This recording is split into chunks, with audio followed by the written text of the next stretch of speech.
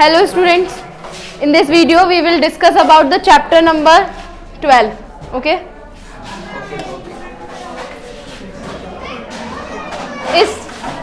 इस वीडियो में हम क्या क्या डिस्कस करेंगे, क्या क्या है इस चैप्टर में। एक तो collection of data, presentation of data, data को कैसे रिप्रेजेंट करना है, ठीक है। ग्राफिकल रिप्रेजेंटेशन मतलब डाटा को कैसे ग्राफिकल हम रिप्रेजेंट करेंगे, ठीक है। कोई डाटा हमें दिया हुआ है उसको ग्राफिकल कैसे प्रेजेंट करना है, ठीक है। और measures of central tendency first. अब सबसे पहले ये बताओ स्टैटिक्स क्या होता है। स्टैटिक्स क्या होता है? सिंपली एक कलेक्शन होता है किसका? डेटा का, ठीक है। कोई भी इंफॉर्मेशन हमें मिल रही है उसका डाटा का एक अच्छे तरीके से रिप्रेजेंट मतलब एक तरीके से उसको रिप्रेजेंट करना, वही क्या होता है, उसे ही हम स्टैटिस्टिक्स में पढ़ते हैं। Is the area of study that deals with the collection, presentation, analysis and interpretation of data. Data को रिप्रेजेंट करना, उसका एनालिसिस करना, ठीक है, उसका कलेक्शन करना, ये सब किस में आएगा? हमारा इस चैप्टर में आएगा, ठीक है। फिर क्या है? डेटा। अब ये बताओ डेटा होता क्या है, जिसको हम कलेक्ट कर रहे हैं डेटा, वो होता क्या है? क्या होता है डेटा? एक टाइप की इंफॉर्मेशन होती है, फैक्ट्स और figures collected with a definite purpose. एक पर्पस के लिए, एक डेफिनेट पर्पस के लिए अगर हम जिस इंफॉर्मेशन को कलेक्ट करते हैं वही क्या होता है? हमारा डेटा होता है। उसमें फैक्ट्स भी होते हैं और फिगर्स भी होते हैं, ठीक है। There are two types of data, एक प्राइमरी एक सेकेंडरी। दो टाइप के डेटा होते हैं, कौन कौन से? एक प्राइमरी और एक सेकेंडरी। क्या डिफरेंस होता है इनमें?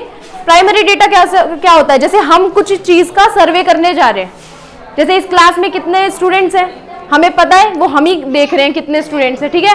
और एक सेकेंडरी डेटा होता है, उसमें क्या करते हैं, डेटा हमें मिल जाता है, बस हम उसको मॉडिफाई करते हैं। क्या करते हैं? मॉडिफाई। मतलब डेटा हमारे पहले ही आ चुका है हमारे पास, हमने कलेक्ट नहीं किया है। वो जो हम डायरेक्टली कनेक्ट कर रहे हैं वो क्या होता है? प्राइमरी। और जो हमारे पास पहले से हम जिसको सिर्फ मॉडिफाई कर रहे हैं वो कौन सा होता है? सेकेंडरी।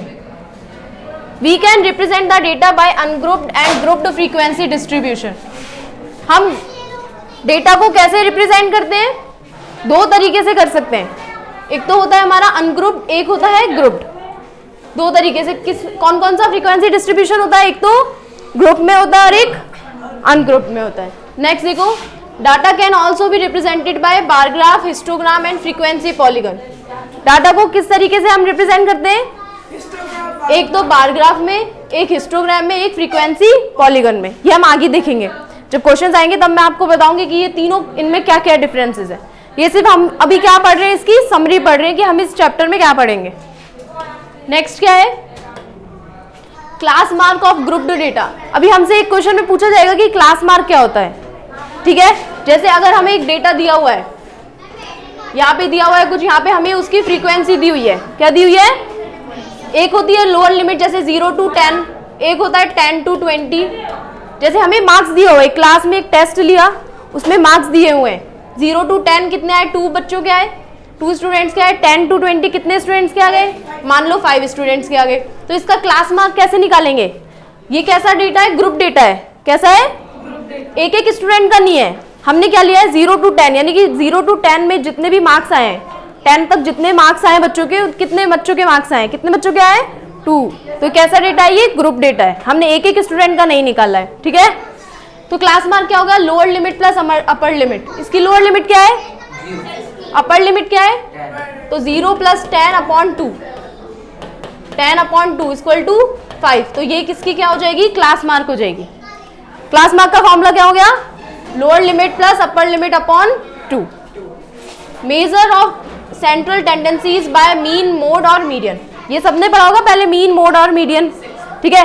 एक ये सेंट्रल टेंडेंसी हमें निकालनी है किससे? मीन से, मीडियन से और मोड से। अब इसके फॉर्मूलाज देखते हैं। मीन क्या होता है? किससे डिनोट करते हैं मीन को? x बार, ऊपर लिखा है, ठीक है। इसका मतलब sum of all observation upon total number of observations. क्या? नहीं बेटा, बार ऊपर लगता है, ठीक है। मीन का फॉर्मूला क्या होता है? सम ऑफ ऑल ऑब्जर्वेशंस। जितनी भी ऑब्जर्वेशन हमें दी हुई होगी उन सबका सम, और टोटल जितनी हमारे पास होंगी, जैसे 2, 3, 4, ये हमें कुछ डेटा दिए हुए हैं। अब इसका मीन कैसे निकालेंगे? पहले सबको प्लस कर देंगे, 2 + 3 + 4 प्लस 3 अब ये बताओ इसमें टोटल ऑब्जर्वेशन कितनी है 1 2 3 4 5 इनका सम करके इसको डिवाइड कर देंगे 5 से तो क्या निकल जाएगा हमारा मीन आ जाएगा। मीन का फॉर्मूला है ना ये, तो क्या आ जाएगा हमारा मीन। नेक्स्ट देखो, if observations denoted by and there occurrence that is frequency is denoted by the mean. अब ये देखो ये किसका फॉर्मूला है हमारा फ्रीक्वेंसी का, ये हमारा फ्रीक्वेंसी का क्या है फॉर्मूला है, ठीक है। नेक्स्ट देखो, नेक्स्ट है median. Arrange the observation in ascending और descending order, then if numbers of observation n are odd then the median is. देखो मीडियन कैसे फाइंड आउट करते हैं, सबसे पहले जितनी भी हमें ऑब्जर्वेशन दी हुई है, ठीक है, उसको क्या करेंगे हम, या तो असेंडिंग ऑर्डर में या डिसेंडिंग ऑर्डर में। एक चीज हमें क्या करनी है, मतलब या तो असेंडिंग में करेंगे या फिर डिसेंडिंग में। अगर हमारी नंबर ऑफ ऑब्जर्वेशन यानी कि जितनी भी ऑब्जर्वेशन हमें दी हुई है वो अगर क्या है ओड है, क्या है, जैसे अगर ऑब्जर्वेशन हमारे पास 7 है तो 7 कैसा नंबर है ओड है, तो उसका फॉर्मूला क्या हो जाएगा n+1 अपॉन 2।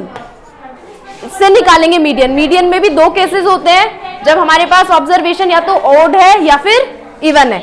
ओड का फॉर्मूला क्या हो गया n+1 अपॉन 2। इस पे जो टर्म आएगी वही हमारी क्या होगी मीडियन, वही मीडियन की वैल्यू होगी। नेक्स्ट केस क्या है, if number of observation n are even. अगर हमारी ऑब्जर्वेशन कैसी है इवन है, उसका फॉर्मूला क्या हो जाएगा, median is the average of n/2 th and n/2 1 terms. मतलब इन दोनों का एक तो n/2 टर्म आएगी, ठीक है, जैसे अगर हमारे पास कितनी है 12 है तो एक तो क्या आएगी 6th टर्म और एक कौन सी आ जाएगी 12 अपॉन 2 इक्वल टू 6 + 1 यानी कि 7th टर्म, यानी एक तो 6th टर्म और एक 7th टर्म, इन दोनों का एवरेज, इन दोनों का क्या आएगा एवरेज, वो हमारा मीडियन में आ जाएगा। मीडियन के दो केसेस समझ आ गए, एक तो ओड वाला और एक इवन वाला। ओड में एक ही केस था n+1 टर्म आ जाएगी, लेकिन इवन में क्या आएगा, एक तो ये वाली टर्म आएगी n/2 और एक n/2 + 1, इन दोनों का क्या आएगा average.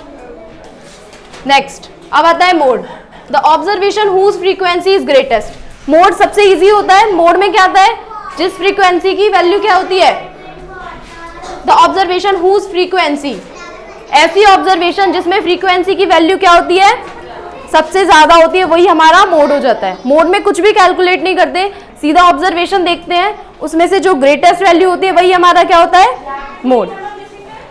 Mode 3 median -2 mean. Next देखो, अब आते हैं हम एक्सरसाइज नंबर 14.1 या 12.1। Okay, give 5 examples of data that you can collect from day to day life. अब फर्स्ट क्वेश्चन में क्या पूछ रहा है, कोई भी ऐसे डेटा हमारी डे टू डे लाइफ के 5 डेटा बताने, ऐसे 5 एग्जांपल्स बताने। तो क्या है, हमारी डेली लाइफ में क्या क्या देखते हैं हम लोग, सबसे पहले क्या नंबर ऑफ फीमेल्स, हमारी कंट्री में 1000 मेल्स पे कितनी फीमेल्स हैं, मतलब हम क्या कर रहे हैं एक सर्वे कर रहे हैं, उसमें हम 1000 मेल्स पे देख रहे हैं कि कितनी फीमेल्स हैं उस कंट्री में। एक तो ये हो गया डे टू डे लाइफ में देखते हैं मेल्स और फीमेल्स को, तो ठीक है। नेक्स्ट है weight of students of our class. आपकी स्कूल में मतलब आपकी क्लास है 9th क्लास है, तो 9th क्लास में जितने भी स्टूडेंट्स हैं उन सबका वेट, ये भी क्या हो गया एक तरीके का डेटा हो गया। जैसे आपका तुम्हारा नाम क्या है आशीष, हमने ये लिखा, इधर नेम लिखा और यहाँ पे क्या लिखा उसका वेट, यहाँ पे उसका वेट लिखा, तो ये हमारे पास क्या हो गया डेटा स्टोर हो गया। फर्स्ट स्टूडेंट ये हो गया, सेकंड कौन सा हो गया, what is your name, Aditya. तो ये क्या कर रहे हैं हम कलेक्ट कर रहे हैं डेटा को, जैसे आपका अगर वेट क्या है 50, आपका अगर 52, तो ऐसे अगर हम जब डेटा को निकाल रहे हैं तो ये क्या कर लिया हमने डेटा स्टोर कर लिया। यही हमारी डे टू डे लाइफ होती है, डे टू डे लाइफ में यही तो करते हैं, ठीक है। ये एग्जांपल हो गया। नेक्स्ट है प्रोडक्शन ऑफ व्हीट। अब लास्ट 10 ईयर्स में, जैसे हमारी कंट्री है इंडिया, इंडिया में लास्ट 10 ईयर्स में कितना व्हीट क्या हुआ है प्रोड्यूस हुआ है, कितना व्हीट का प्रोडक्शन हुआ है, वो भी क्या हो गया एक तरीके का डेटा हो गया।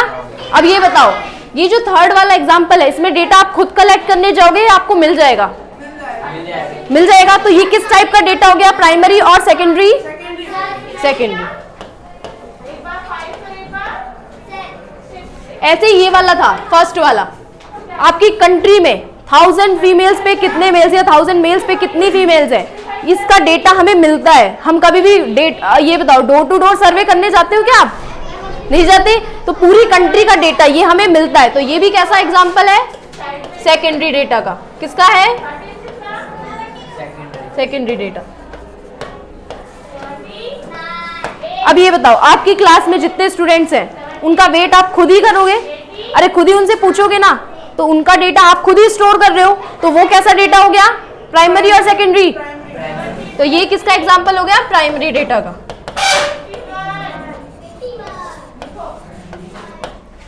Number of plants in our locality, ये तो हम खुद देख सकते हैं। अरे इस सर्वे के लिए गवर्नमेंट की जरूरत पड़ेगी क्या?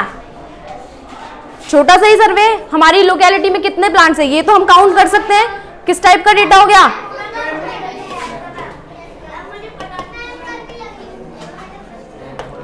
Rainfall in our city in last 10 years. अब लास्ट 10 ईयर्स का डेटा स्टोर करना, it is difficult for us. तो इसका डेटा क्या करेंगे हम लोग? कहीं से ले लेंगे, गवर्नमेंट सारे डेटास निकालती है, ठीक है। तो ये कैसा डेटा हो गया? सेकेंडरी।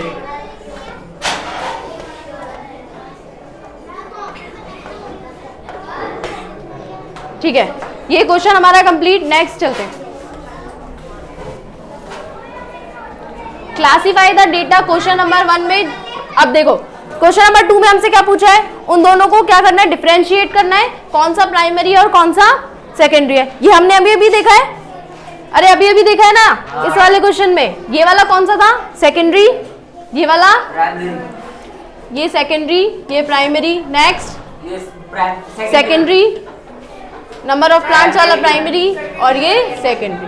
मतलब जो सेकेंडरी डेटा वो होते हैं जो हम कहीं और से डेटा लेके सिर्फ मॉडिफाई करते हैं, ठीक है। और प्राइमरी कौन से होते हैं? जो हम खुद उनको स्टोर कर सकते हैं, खुद ही स्टोर कर सकते हैं इन दोनों डेटास को। तो ये किस में आ जाएंगे?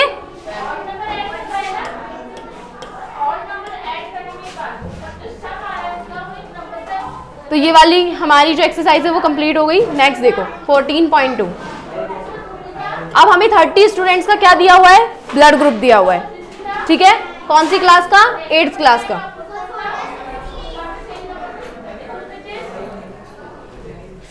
Represent this data in the form of A frequency distribution table.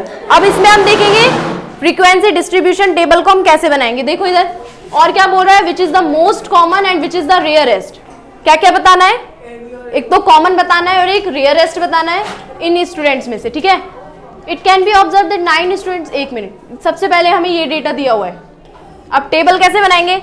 सबसे पहले कितने ब्लड ग्रुप्स हैं, तो कौन कौन से ब्लड ग्रुप दिए हुए हैं हमें? B, A B, O. चार ब्लड ग्रुप दिए हैं, 4 दिए हुए इसमें blood groups, A B and O. अब देखो ए वाला ए कौन कौन सा है? 1 2 3 4 5 6 7 8 9। कितने हो गए? 9। ऐसे ही हमने बी का देख लिया, ऐसे ही ए बी का और ओ का। ये फ्रीक्वेंसी टेबल बन जाएगी, ठीक है। अब देखो हमें क्वेश्चन में क्या पूछा था? एक तो हमें क्या पूछा था कि रेयरेस्ट कौन सा है, एक हमसे पूछा था कि कॉमन कौन सा है। तो कॉमन कौन सा है? सबसे ज्यादा कौन सा मिल रहा है हमें? ओ। सबसे ज्यादा कौन सा ब्लड ग्रुप फाउंड हो रहा है? ओ। और सबसे रेयरेस्ट कौन सा है? A B. तो इसका आंसर क्या हो जाएगा?